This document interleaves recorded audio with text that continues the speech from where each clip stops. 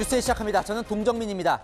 유난히 북한 도발이 많았던 한 해였죠. 미사일만 최소 65발을 쐈으니까요. 2022년을 닷새 앞두고 이번엔 아예 우리 영공을 침범했습니다. 북한군 무인기 5대가 군사 분계선을 넘어와서 서울 북부까지 누비고 다녔는데요. 오전 10시경에 넘어온 뒤에 종일 우리 영공에 머무르는 대담함을 보였습니다. 이 때문에 인천공항, 김포공항 항공기 이륙을 일시 중단하기도 했는데요. 우리 군은 이 격추에는 실패하고 대신 우리도 북으로 정찰 자산을 보내서 적의 주요 군사시설을 촬영했다고 밝혔습니다. 국방부 연결해서 자세한 소식 알아보겠습니다. 자, 김성규 기자, 지금 이 시각에도 북한의 드론이 우리 영공을 돌아다니고 있는 건가요? 네, 상황은 아직 진행 중입니다. 군사 분계선을 침범한 북한의 무인기를 우리 군이 처음 발견한 건 오전 10시 25분쯤입니다. 뒤이어 강화도, 파주, 김포 등지까지 모두 5대의 무인기 항적이 발견됐습니다. 특히 한 대는 서울 북부까지 접근했고 나머지 4대는 강화도 일대 서해안 지역을 비행했습니다. 우리 군은 경고방송에 이어 경고 사격을 시행하고 공군 전투기와 육군 공격 헬기 등이 격추에 나섰습니다. 북한 무인기가 남한 지역에서 발견된 것은 2017년 6월 강원 인제군 야산에서 추락한 기체가 발견된 이후 5년 6개월 만입니다. 앞서 2014년 상반기에도 파주와 백령도 일대에서 북한 무인기 기체가 발견된 바 있습니다. 자, 방금 김 기자가 격추를 시도했다고 얘기를 했는데 결과적으로 우리 군은 격추를 못 시킨 거죠? 결과적으로 북한 무인기 격추에 실패했다고 합참이 조금 전 자인했습니다. 한 대는 북한으로 돌아갔고 나머지 4대는 항적 추적에 실패했다고 밝혔습니다. 대신 우리도 상응한 조치를 취했다고 밝혔는데요. 합동참모본부 이승호 작전부장의 발표를 들어보시겠습니다. 우리 군은 유무인 정찰 자산을 군사분계선 근접 지역과 이북 지역으로 투입하여 북한 무인기에 우리 영공 침범에 한하여 상응한 조치를 취하였고 적 주요 군사시설을 촬영하는 등 정찰 및 작전 활동을 실시하였다. 그런데 이 무인기 격추가 그렇게 어려운 겁니까? 합참은 오늘 영공을 침범한 북한의 무인기의 크기가 2m 이하의 소형이라고 밝혔습니다.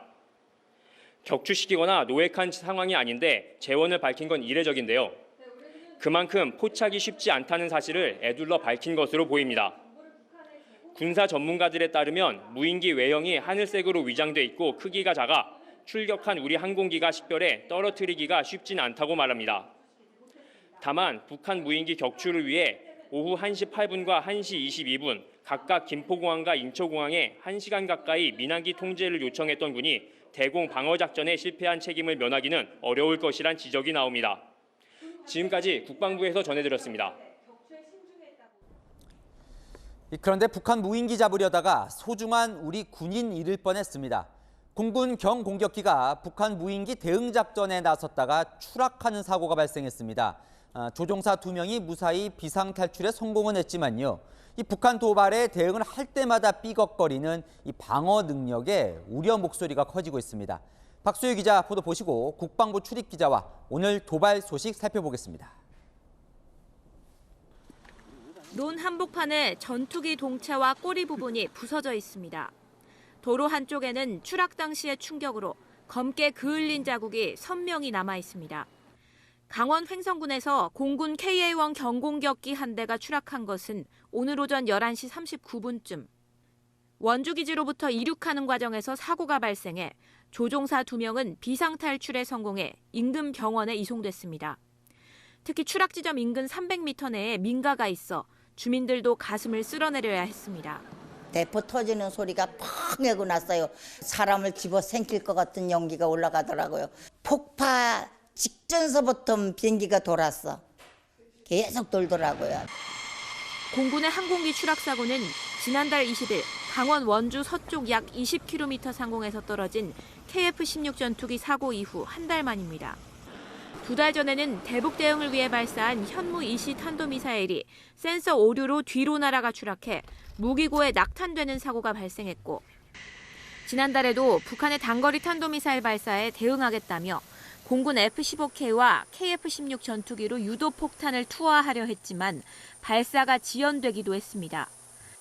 대북 대응 과정에서 잇따라 문제점이 드러나면서 우리 군의 방어 능력에 대한 우려도 커지고 있습니다. 채널A 뉴스 박수유입니다.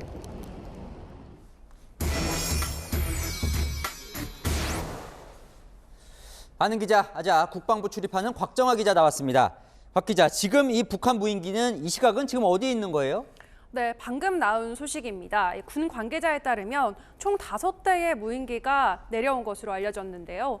이 중 한 대가 북한으로 다시 넘어갔습니다. 나머지 4대는 더 이상 확인이 되지 않는다. 즉 격추를 하지 못하고 항적이 소실된 것으로 알려졌습니다. 그러니까 북한 무인기가 내려왔다가 네. 다시 넘어갈 동안 격추를 못 시킨 거예요, 그죠? 맞습니다. 심지어 경기 북부 지역까지, 서울 북부 지역까지 내려와서 무인기가 정찰 활동을 한 걸로 파악이 되는데요. 서울 지역으로 남아한 무인기 한 대가 있었고요. 나머지 4대는 강화도 지역에서 보조 활동을 한 것으로 전해졌습니다. 우리 군은 해당 무인기를 탐지한 뒤 레이더에 잡힌 방향을 향해서 100여 발을 쐈는데 이 역시 무인기를 잡지 못한 것으로 보입니다. 언뜻 이해가 안 가는 게 뭐 잠깐 내려왔다가 올라간 게 아니라 아침에 내려왔다가 종일 머물다가 올라갔는데 그렇죠. 그렇게 오래 있었는데도 발견도 했는데도 그걸 격추를 못 합니까? 이게 상당히 작아요. 군 관계자에 따르면 2m 상당의 작은 무인기라고 합니다. 무인기 탐지와 격추가 말처럼 쉬운 건 아니라는 게 군 관계자들의 설명입니다. 워낙 크기가 작고 또 이게 하늘색으로 위장이 돼 있어서 조금만 하늘 위로 올라가도 식별이 어렵다고 합니다. 엔진 소리로 확인하는 방법이 있는데 소리도 잘 안 들리고요. 그러니까 레이더는 지상에 있는데요. 무인기를 잡기 위해서 출격한 항공 전력은 올라가서 육안으로 실제로 확인을 해야 하는 상황입니다. 그럼에도 불구하고 버젓이 항공 영공위를 몇 시간이나 날아다니는 무인기를 잡지도 격추하지도 못했다는 건 우리 영공에 대한 방어 능력에 큰 의문이 드는 상황입니다. 군한테 좀 물어봤죠. 그러니까 네. 격추를 하려고 공중에서 이 100발을 쏜 그게 전부입니까? 어떻습니까? 군 관계자가 이야기한 가장 큰 문제는요. 무인기가 계속 민가 쪽 위로 날았다는 겁니다. 또 우리 헬기용 기관 쪽으로 무인기를 민가 위에서 격추를 했다가 이게 민가에 떨어지면 큰 피해를 입을 수도 있습니다. 그래서 작전이 제한됐다 이렇게 설명을 하고 있습니다. 합참은 북한의 무인기 도발에 상응해서 북한으로 우리 무인기를 보냈습니다.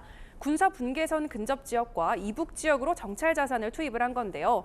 북한 무인기의 우리 영공 침범 행위에 상응한 조치, 강대강 조치를 취한 겁니다. 이 합참은 우리 무인기들이 적 주요 군사시설을 촬영을 하는 등 정찰 및 작전 활동을 실시했다고 밝혔습니다. 해당 무인기는 북한군의 대응이 없이 다시 남한 지역으로 무사히 복귀한 것으로 알려졌습니다. 자, 그럼 북한은 왜 무인기를 이렇게 남으로 내려보냈을까요? 목적이 있겠죠. 네, 사실 그거는 무인기를 잡아서 뜯어봐야 그 목적을 정확하게 알 수 있을 텐데요. 일단 무인기는 정찰 목적이 제1순위입니다. 2014년에 파주와 백령도, 삼척 등지에서 추락한 채로 발견됐던 무인기는 청와대 일대를 찍고 돌아가던 중이었습니다.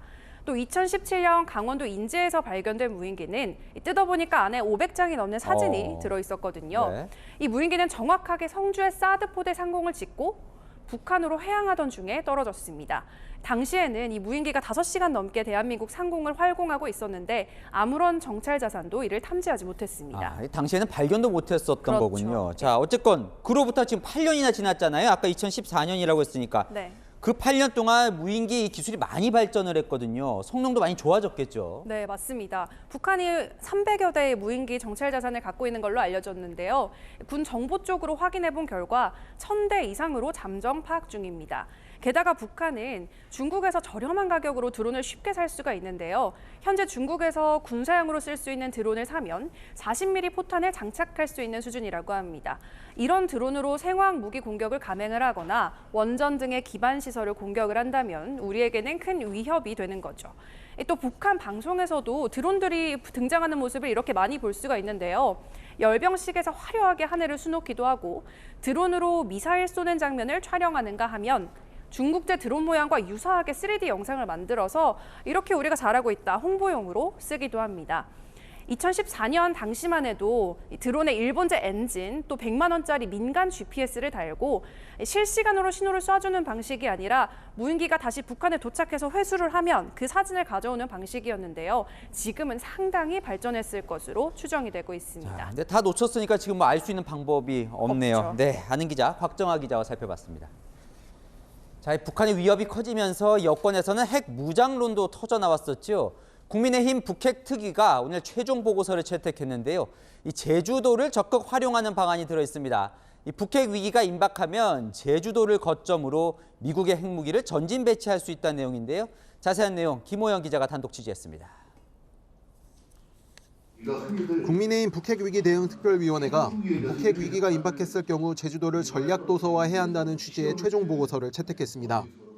특위 보고서에는 미국의 핵전력을 한국에 전진 배치할 경우 거리를 고려해 제주도가 최적이고 제주 신공항 건설 시 미국의 전략 폭격기 이착륙이 가능한 활주로를 건설한다는 내용이 담겼습니다. 또 핵무기 임시 저장 시설을 구축하는 방안도 제시됐습니다. 제주도 같은 경우에 이제 공항을 새로 만든다고 하면 그 공항이 우리가 전시에 또 북한 핵을 억제하는 데 필요한 대형 수송기가 이착륙이 가능한 정도까지도 좀 해줬으면 좋겠다. 북핵 위기가 임박했을 경우를 가정한 것이지만 구체적인 장소가 언급된 건 처음입니다. 북핵 특위는 군사기지 위주로 돼 있는 북한 미사일 대응이 국민을 방어하는 방향으로 바뀌어야 한다고 주장했습니다. 기존의 3축 체계는 사이버전 능력을 더해 4축 체계로 개편하고 국가안보실 3차장 신설을 제안한다는 내용도 담았습니다. 미 핵전력 전진 배치와 같은 정말 이제는 우리 대한민국 국민의 생명과 안전을 보존할 수 있는 그런 실행력이 필요한 때라고 생각합니다. 특위는 또 9.19 남북 군사합의를 파기하고 남북 비핵화 공동선언도 파기를 검토해야 한다고 주장했습니다.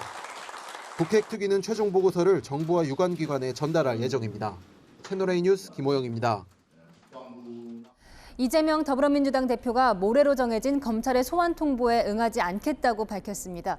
다만 소환에 아예 불응하는 것은 아니고 앞으로 검찰과 일정, 조사 방식 등을 조율하겠다는 겁니다. 유주은 기자가 보도합니다. 이재명 더불어민주당 대표가 오는 28일 검찰에 출석하지 않겠다고 밝혔습니다.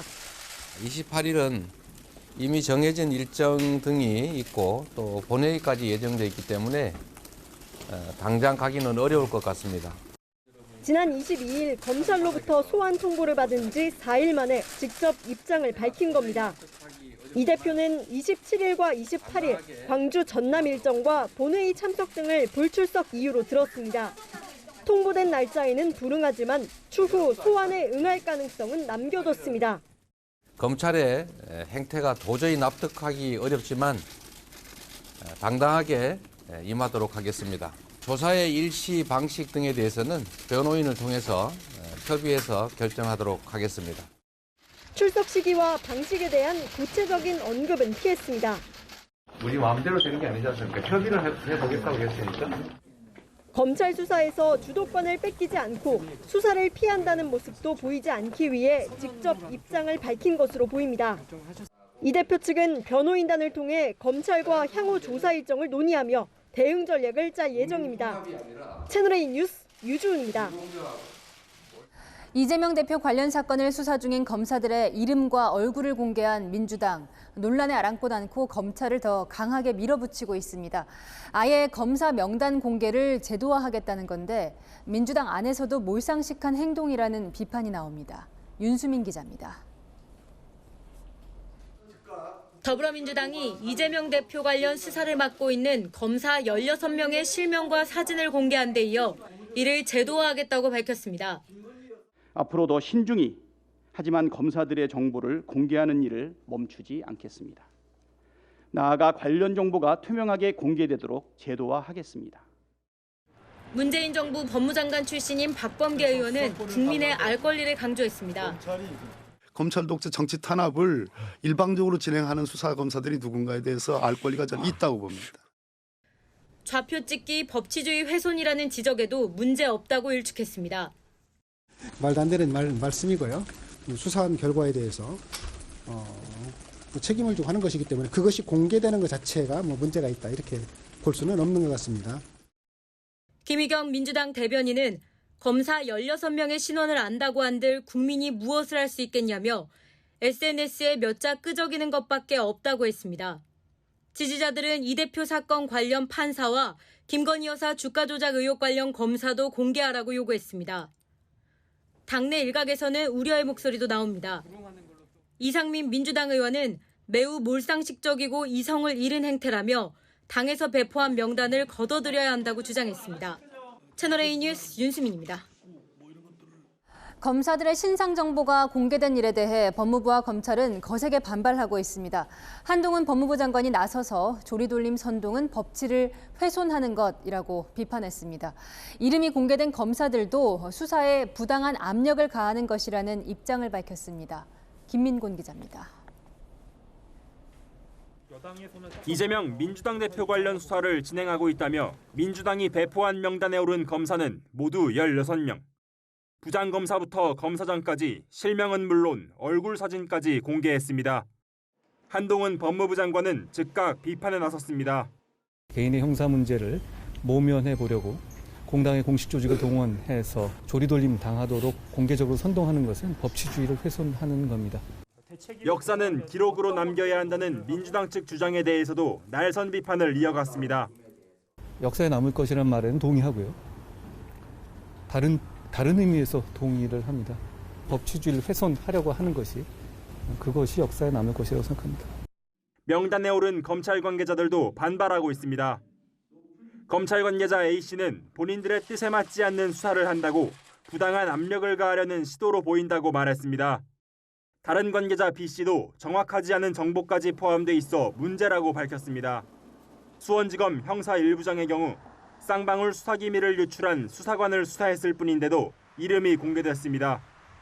백현동 사업 관련 허위 발언 의혹 등으로 이 대표를 재판에 넘긴 서울중앙지검 공공수사 2부장의 사진에는 수사에 관여하지도 않았던 1차장 검사의 얼굴이 잘못 사용되기도 했습니다.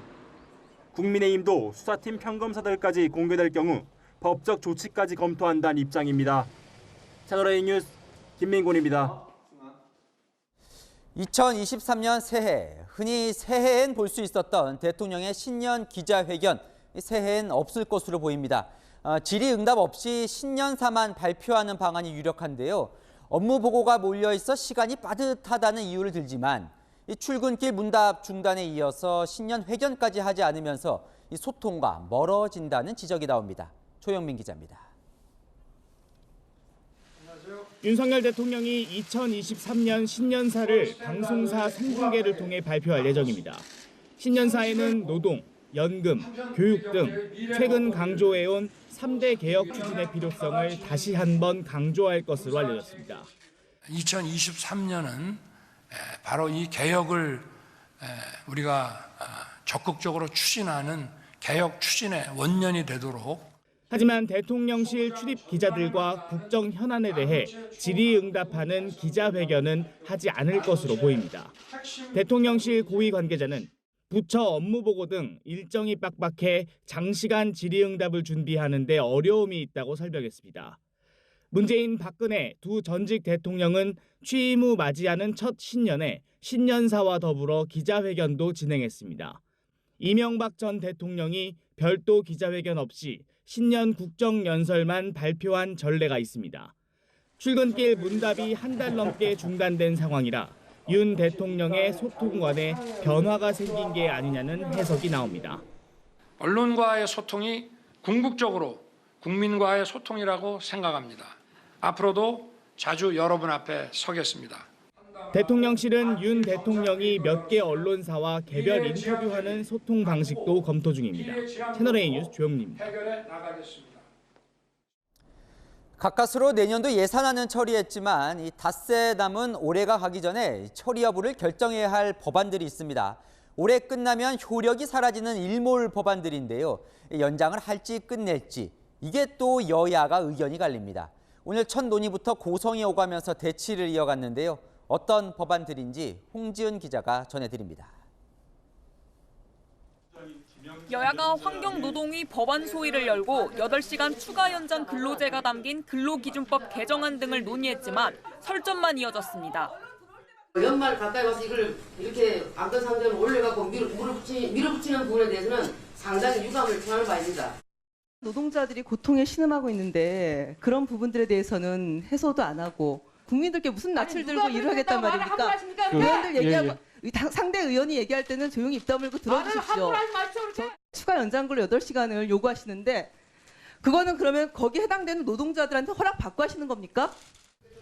국민의힘은 올해로 종료되는 30인 미만 사업장에 추가 근무를 허용하는 근로기준법 개정안을 연장해야 한다는 입장이지만 민주당은 폐지를 주장하고 있습니다. 파업 노동자에 대한 기업 손해배상 청구를 제한하는 일명 노란봉투법, 화물차주의 최소 운임을 법으로 보장하는 화물차 안전운임제도 서로 반대 입장입니다. 일단 일몰시키고 난 다음에 제대로 된 표준 임금제랄까 맞는 제도를 재구성하려고 합니다. 집권 여당으로서 일말의 양심과 책임감이 있다면 자신들이 한 이야기를 먼저 좀 돌아보기 바랍니다. 쟁점 법안을 둘러싼 이견이 좁혀지지 않으면 28일로 예정된 본회의는 열리지 않을 수도 있습니다. 채널A 뉴스 홍지은입니다.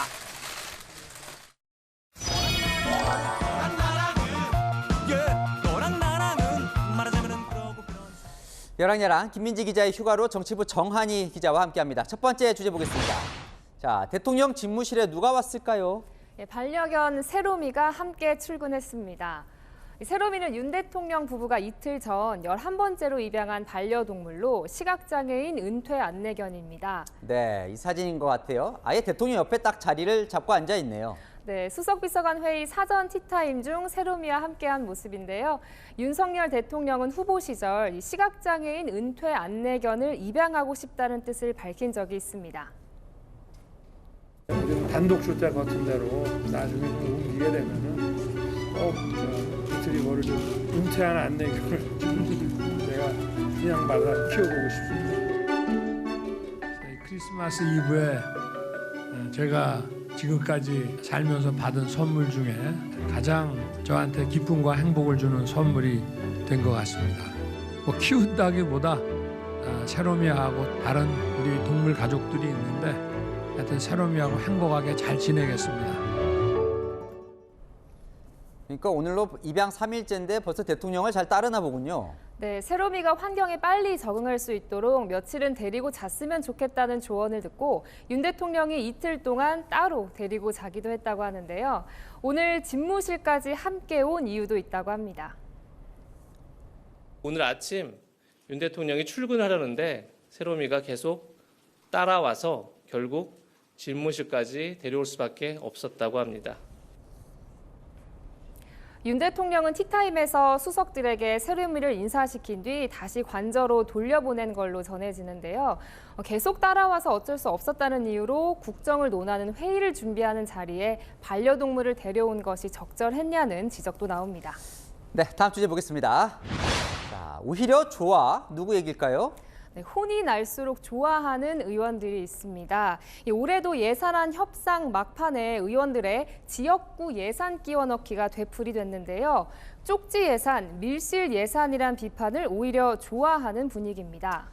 자, 여야 가리지 않고 실세 의원들이 주로 챙기죠. 네, 얼만큼 챙겼는지 한번 볼까요? 국민의힘에선 정진석 비대위원장이 지역구 예산으로 63억 원을 더 챙겼고요. 성일종 정책위의장은 111억 원을 추가로 확보했습니다. 윤핵관, 장제원 의원과 권성동 의원도 수십억 원을 따냈습니다. 민주당도 마찬가지인데요. 예결위 위원장을 맡았던 우원식 의원은 36억 원을, 예결위 야당 간사인 박정 의원은 42억 원을 확보했고 위성곤 원내정책수석 부대표도 62억 원을 추가로 따냈습니다. 자, 이 정부가 마른 수건 쥐어짜듯 힘들게 짰다 그랬었거든요, 예산안을. 근데 여야 의원들이 모여서 이제 제 지역구 예산 넣고 있었던 거예요. 네, 그렇잖아도 이 속기록도 남지 않는 비공식 회의에서 여야가 지역 예산 나눠 먹기를 했다는 비판이 제기됐습니다. 윤핵관 의원들과 힘께나 쓰는 민주당 의원들이 지역구 예산을 알뜰히 나눠 갖느라 정신이 없었습니다. 내 배지만 보존하면 그만인 심보에 국회가 썩어가고 있습니다. 자, 저렇게 비판받으면요. 지역구 가서는 이런 비판 무릅쓰고 내 지역구 예산 챙겨왔다. 이렇게 본인이 일 잘하는 의원 행세를 하는 거죠. 네, 그렇습니다. 성일종 의원은 오늘 SNS에 지역구 예산 챙기기를 두고 언론이 비판을 쏟아붓고 있다며 100억 원 넘는 지역사업 증액 사실을 에둘러 강조했습니다. 지역 예산 확보를 의원 개인의 능력이다. 이렇게 또 자랑하기도 하죠. 모든 것은 다 인간관계입니다. 법과 원칙도 있지만 예산 확보하고 지역사업 확보하고 하는 거는 결국 이 지역 국회의원이 힘이 있느냐 없느냐, 대통령과 인간관계가 좋으냐 나쁘냐. 20대 국회에서 문희상 국회의장이 쪽지 예산을 차단하는 법안을 발의하기도 했지만 무산됐죠. 국민 혈세로 하는 의원들의 나눠먹기 잔치는 이제 그만해야 하지 않을까요? 쪽지 예산 차단 법안 통과시킬 의원이라면 나눠 먹지도 않았겠죠. 네, 지금까지 여랑야랑이었습니다. 아파트 옷장 안에서 60대 택시기사가 숨진 채 발견됐습니다. 택시와 접촉사고를 낸 남성이 합의금을 주겠다며 집으로 유인해 놓고 살해한 것으로 드러났습니다. 김민환 기자가 보도합니다. 어제 오전 경기 파주시의 아파트 안 옷장에서 60대 남성이 숨진 채 발견됐습니다.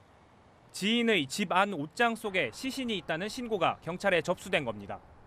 경찰 조사 결과 숨진 남성은 같은 날 가족들로부터 실종 신고된 60대 택시기사로 확인됐습니다. 되게 많이 왔어요. 여기 이 안에만 3분 정도 들어가고 그러셨고 밖에는 엄청 많았어요. 차들이 많이 왔어요. 경찰은 60대 택시기사를 둔기로 살해한 혐의로 30대 남성을 체포했습니다. 남성은 지난 20일 경기 고양시에서 음주운전을 하다 택시와 접촉사고를 냈습니다. 남성은 경찰에 신고하지 않으면 집에 있는 돈으로 합의금을 주겠다며 자신의 집으로 택시기사를 데려갔습니다. 그런 뒤 합의금 문제를 이야기하다 택시기사를 둔기로 살해한 겁니다. 남성은 범행 뒤 엿새 동안 시신을 자신의 집 옷장 속에 숨겨왔습니다. 남성은 자신의 집 안에서 범행을 저지른 뒤 피해자의 택시를 운전해 근처 공터로 옮겨놓는 치밀함까지 보였습니다. 남성은 자신의 차량과 택시의 블랙박스 메모리 칩에서 영상 파일을 지우기도 했습니다. 경찰은 두 차량의 블랙박스와 남성의 휴대전화에 대한 포렌식 작업을 통해 남성의 범행 동기 등을 수사하고 있습니다. 경찰은 남성에게 살인과 사체 은닉 혐의를 적용해 구속영장을 신청했습니다. 채널A 뉴스 김민환입니다. 전남 일대에서 마약을 판매한 20대 외국인 선원 등 4명이 붙잡혔습니다. 체포 당시 차에 경찰을 매달고 도주를 시도했는데 격투 끝에 결국 체포됐습니다. 홍진우 기자입니다. 지난 16일 새벽 목포의 한 도로. 검은색 차량 한 대가 급히 빠져나가려 하자 경찰이 몸을 날려 차량에 매달립니다. 20m를 끌려가는 아찔한 상황. 함께 검거에 나선 경찰이 차량으로 가로막자 용의자는 차를 버리고 도주합니다. 이어 경찰과 쫓고 쫓기는 추격전이 이어집니다. 골목길에 고립된 남성은 몸싸움 끝에 붙잡혔습니다.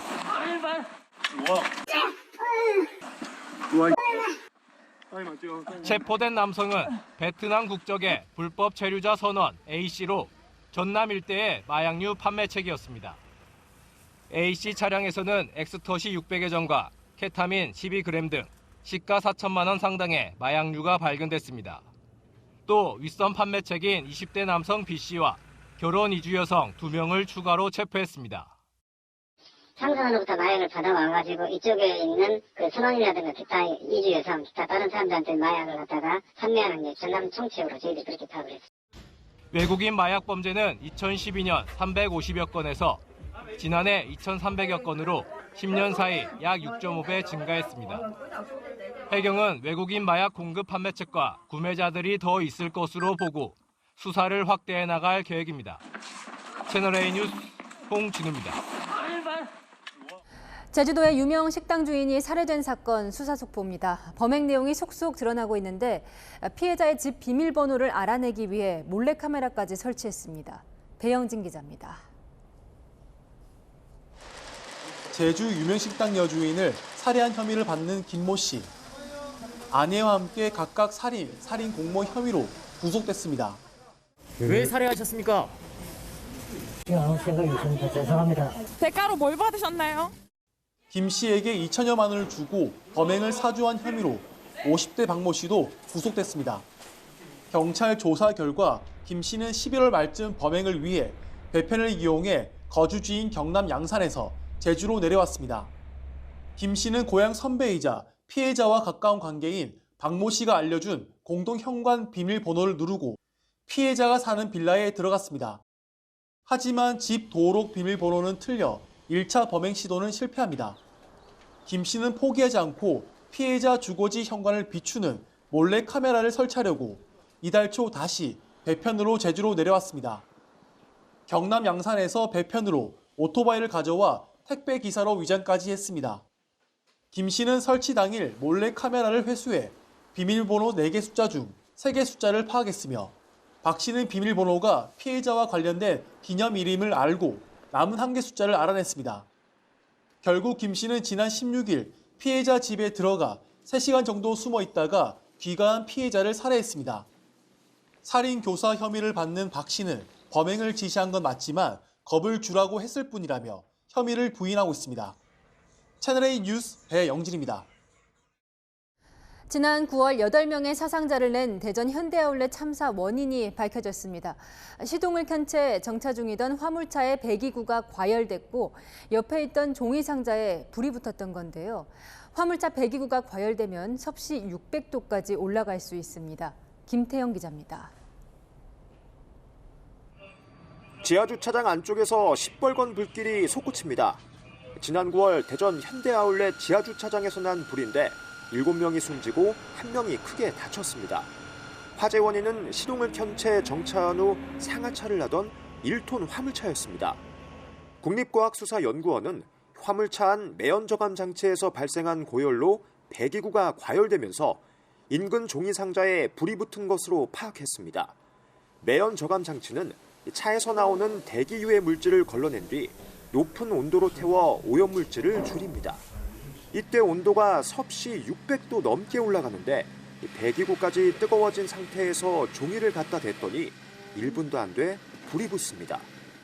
화염 방사기 수준으로 뜨겁거든요. 일반 종이를 갖다 댔을 때 불이 붙는 것을 확인했습니다.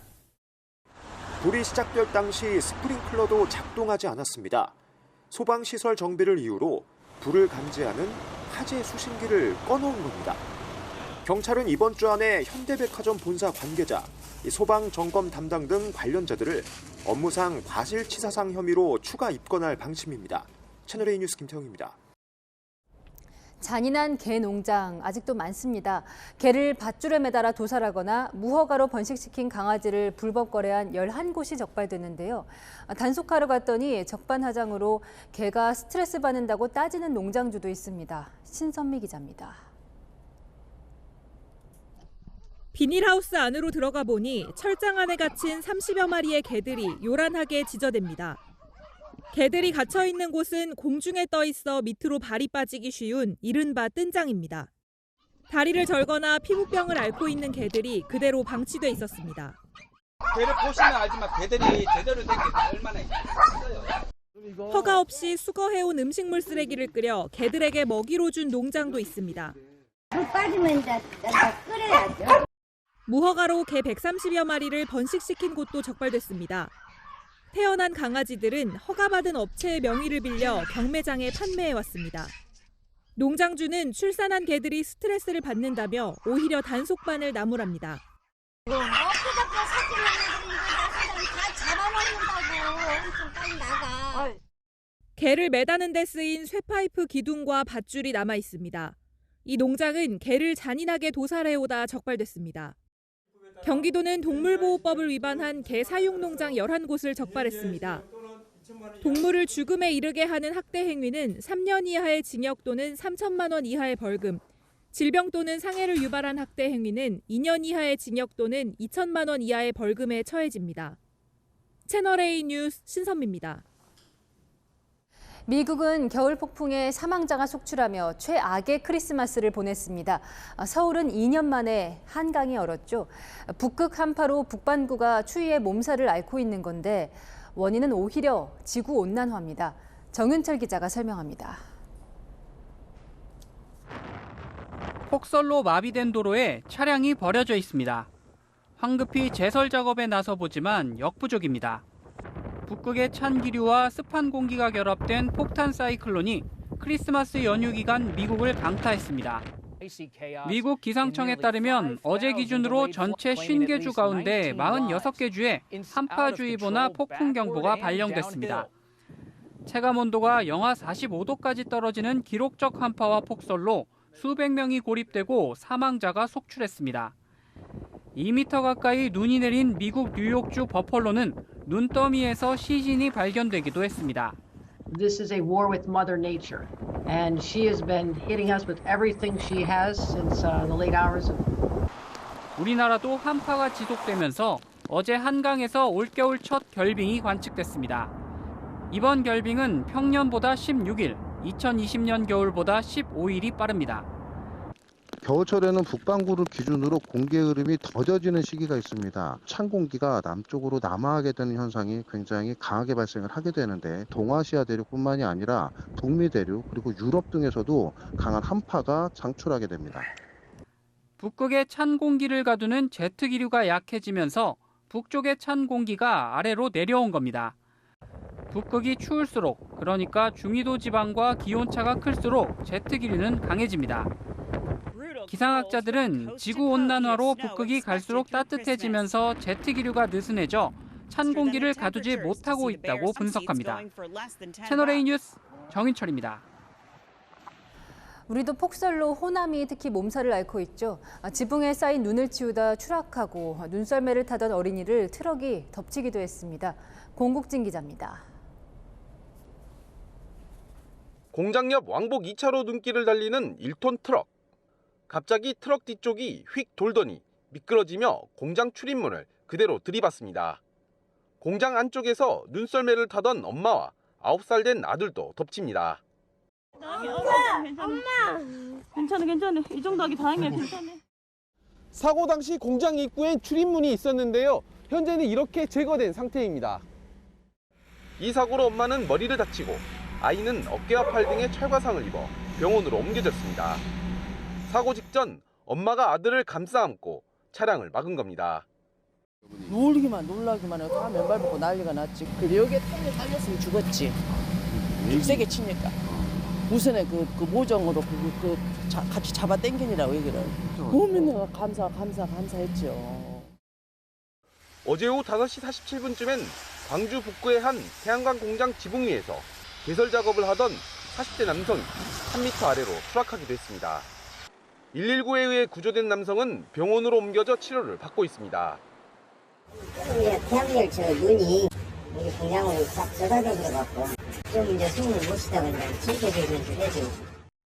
주말까지 제주 한라산엔 90cm, 전북 순창엔 59.4cm, 광주엔 40cm의 눈이 쏟아지면서 시설물 피해도 이어졌습니다.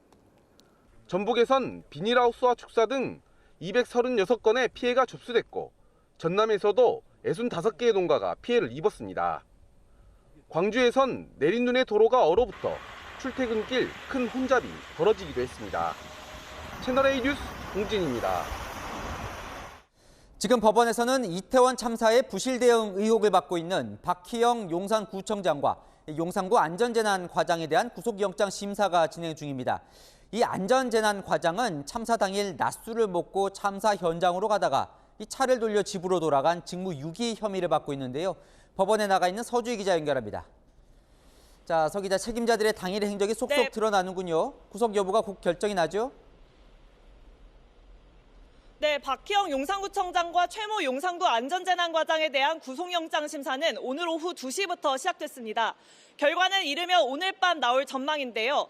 심사를 받기 위해 법원에 출석한 두 사람은 취재진의 질문에 묵묵부답으로 일관했습니다. 박 구청장과 최 과장은 인파 사고 위험에 미리 대비하지 않고 참사 당일 부실 대응을 해 업무상 과실치사상 혐의를 받고 있습니다. 특히 최 과장은 참사 당일 구청 직원의 연락을 받고 사고 발생을 알았지만 택시를 타고 녹사평역 근처까지 갔다가 그대로 차를 돌려 귀가한 사실이 확인됐는데요. 경찰은 이 부분에 대해 직무유기 혐의를 적용했습니다. 두 사람에 대한 구속영장 심사는 앞서 23일 이임재 전 용산경찰서장의 영장심사와 함께 열릴 계획이었지만 박 구청장의 코로나19 확진으로 오늘로 연기됐는데요. 특수부는 참사 이후 박 구청장이 휴대전화를 교체하는 등 증거인멸을 시도한 정황을 강조한 걸로 전해집니다. 한편 지난 23일 구속된 이임재 전 서장은 참사 당일 이태원 파출소에서 허위 상황보고서가 작성되는 과정을 지켜봤던 것으로 확인됐습니다. 경찰은 이런 모습이 담긴 파출소 내부 CCTV 영상을 확보했습니다. 특수부는 최성범 용산소방서장 등 추가 피의자에 대한 신병 확보를 마무리한 뒤 조만간 중간 수사 결과를 발표할 계획입니다. 지금까지 서울 서부지법에서 전해드렸습니다. 만 65세부터 서울 지하철 무료로 탈 수 있죠. 이 제도를 시작할 무렵인 2000년엔 노인 인구가 7%였는데 올해는 17.5%로 크게 늘었습니다. 이 매년 수천억 적자의 주요 원인이 되고 있죠. 이 내년부터는 58년생 베이비붐 세대가 무료 승객으로 넘어오면서 이 적자는 더 늘어날 것으로 보이는데요. 서울시는 정부가 도와주지 않으면 이 지하철 요금을 올릴 수밖에 없다고 하는데 여러분 생각은 어떠십니까? 김예지 기자가 시민들 생각을 들어봤습니다. 내년에 지하철 무료 승차 대상인 만 65세가 되는 1958년생 개띠 인구는 약 75만 명. 앞으로도 계속 늘어 2024년이면 노인 인구가 1000만 명을 넘어설 것으로 보입니다. 공짜로 지하철을 타는 노인들이 늘면서 최근 5년간 무임수송으로 인한 서울교통공사의 손실은 연평균 3,236억 원. 서울시는 적자가 지속되자 정부 지원을 요구했지만 내년 예산에도 반영되지 못했습니다. 도시철도 운영 주체는 지자체이기 때문에 정부가 관여할 수 없다는 이유에서입니다. 반면 코레일의 경우 무임승차 손실의 60%가량을 매년 보전받고 있습니다. 이에 따라 내년 서울 지하철 요금 인상이 불가피해졌습니다. 서울 지하철 기본 운임은 2015년 1,050원에서 1,250원으로 인상된 후 8년째 그대로입니다. 시민들의 생각은 엇갈립니다. 대중교통은 시민을 위해서 있는 건데 그건 당연히 정부가 지원해줘야 되는데 그걸 지원 안 해준다는 건 문제가 있지 않나. 언제까지 정부 보조금 파서 쓸 수는 없는 거고 장기적으로 봤을 때는 자체적으로 해결하는 게 맞다고 생각하고 요금을 올리든지 아니면은 복지 정책을 좀 낮추든지. 요금 내고 당당히 지하철 타겠다는 어르신들도 있습니다. 후세 자손들이 살기 편하기 위해서는 우리가 돈을 내는 것이 정상이죠. 65세는 사실 다들 수족이 멀쩡해가지고. 통상 지하철 요금 인상과 함께 버스 요금도 함께 올라 새해 서민들의 부담은 더 커질 전망입니다. 채널A 뉴스 김예지입니다. 자, 같은 아파트인데 행정구역이 다른 아파트들이 있습니다. 경계에 딱 놓인 아파트들, 이 단지는 경기도고 다른 단지는 서울시고요. 이 관할 소방서도 다르고 학교도 다르고 살아가는데 많은 차이가 있다는데요. 현장 카메라 전민영 기자가 취재했습니다. 서울 노원구에 있는 아파트 단지 내부입니다. 그런데 제가 서 있는 이 짧은 다리 너머는 경기 의정부시입니다. 같은 아파트 단지가 서울시와 의정부시로 나뉘어 있는 건데요. 주민들은 불편한 점이 한둘이 아니라고 하소연하고 있습니다. 현장에서 직접 들어보겠습니다.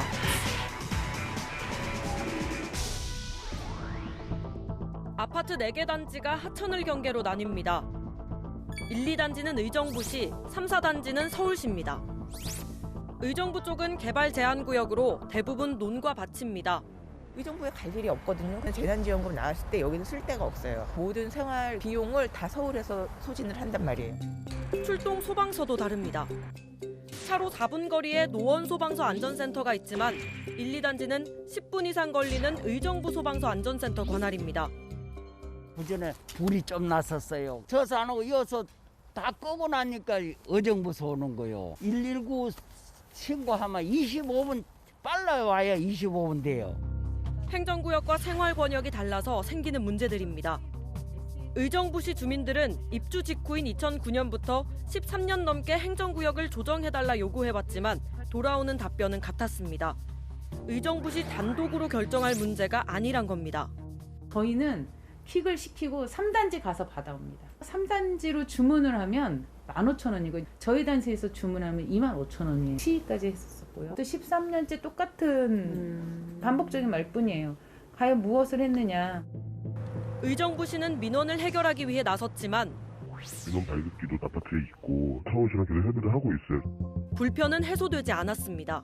어르신들이니까 사용하는 게 불편해서 지금 제대로 탁탁 먹지를 않아요. 이 아파트만의 문제는 아닙니다. 안양시와 의왕시 경계에 있는 한 아파트. 주소 탓에 가까운 초등학교를 두고 아이를 멀리 보내야만 했습니다. 5분 거리에 초등학교가 있음에도 불구하고 저희가 이제 여기가 의왕이기 때문에 걸어서 15분 가야 하는 교육청에서는 주소 이전을 해라 거의 뭐 이런 식으로 답변이 오는. 해법을 찾은 사례도 있습니다. 의왕시와 군포시는 경계 지역 아파트 문제가 불거지자 행정구역을 서로 맞바꾸는 방식으로 조정하기도 했습니다. 하지만 이런 행정구역 조정은 여전히 민감한 사안입니다. 인구와 면적, 유권자 수와 지방세 수입까지 고려해야 하기 때문입니다. 시군에서 이제 징수 세금에 대한 그 부분이 서로 해결이 2개인 틀이다 보니까 협의가 잘 안 되고 있는 거죠, 사실. 행정구역 불일치로 인한 혼란은 충분히 예견됐던 문제지만 결국 주민만 행정차별의 불편을 겪고 있는 상황. 불편을 최소화할 수 있는 촘촘한 대책이 필요하다는 목소리가 나옵니다. 현장 카메라 전민영입니다. 한 달에 이틀을 쉬어야 하는 대형마트 의무 휴업 제도가 도입된 지 10년이 지났습니다. 자, 정부 차원에서 규제를 푸는 방안을 이번에 검토 중인데요. 이 대형마트가 문을 열지 않는 밤과 이 새벽 시간, 이 쉬는 날에도 온라인 배송은 할 수 있도록 풀어주는 안인데 역시나 의견은 갈립니다. 김승희 기자입니다. 언제 어디서든 클릭 몇 번으로 편리하게 장을 볼 수 있는 대형마트 온라인몰. 하지만 대형마트가 문을 닫는 자정부터 오전 10시까지 그리고 의무 휴업일에는 배송이 금지됩니다. 오프라인 매장에서 상품을 준비하기에 매장 운영 시간을 따라야 하기 때문입니다. 24시간 운영하는 다른 유통 플랫폼에 비해 이용이 제한될 수밖에 없습니다. 그런데 정부가 대형마트 온라인 배송 규제를 없애는 방안을 검토 중이라고 밝혔습니다. 시기는 정해지지 않았습니다. 소비자 반응은 긍정적입니다. 다른 플랫폼들과 충분히 경쟁을 할 수 있는 메리트가 생기고 그러면은 소비자 입장에서는 더 큰 혜택이 올 거니까 충분히 좋죠. 외지에 좀 사시는 분들이 아마 이용하시기 편할 것 같고 소상공인들이 타격을 받는 거는 좀 아쉽긴 하지만은 그래도 좀 많은 사람들이 이익을 볼 수 있을 것 같아서. 소상공인과 노동자들은 걱정이 큽니다. 휴무일도 한다는 거 아니에요? 그러면 아무래도 타격이 크겠죠. 온라인으로 주문하는 사람들 굳이 뭐 여기까지 와서 살 필요가 없겠죠. 현재 대부분의 대도시는 지자체 조례에 따라 대형마트 의무 휴업일을 일요일로 정하고 있습니다. 하지만 최근 대구시가 의무 휴업일을 평일로 바꾸겠다고 발표한 이후 민노총 마트노조가 시청을 점거하며 강하게 반발한 상황. 대형마트 규제 완화를 놓고 소비자 선택권과 상생 사이에서 줄다리기가 이어지고 있습니다. 채널A 뉴스 김승희입니다.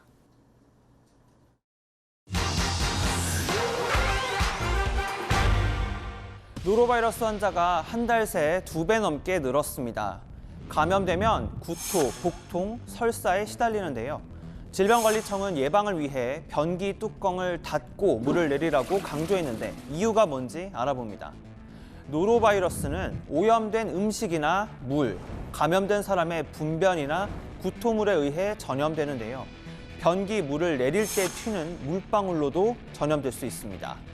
실험 영상을 볼까요? 미국 연구진이 변기에 녹색 레이저를 쏴 물방울이 어떻게 튀는지 관찰했는데요. 물을 내리자 미세한 물방울들이 솟구쳐 오릅니다. 초속 2m의 속도로 150cm까지 튀어 올랐는데요. 작은 입자는 공중에 몇 분 동안 떠 있기도 합니다. 다른 실험을 보죠. 로봇이 형광물질을 구토합니다. 이때 구토물의 입자는 최장 3m 밖까지 날아갑니다.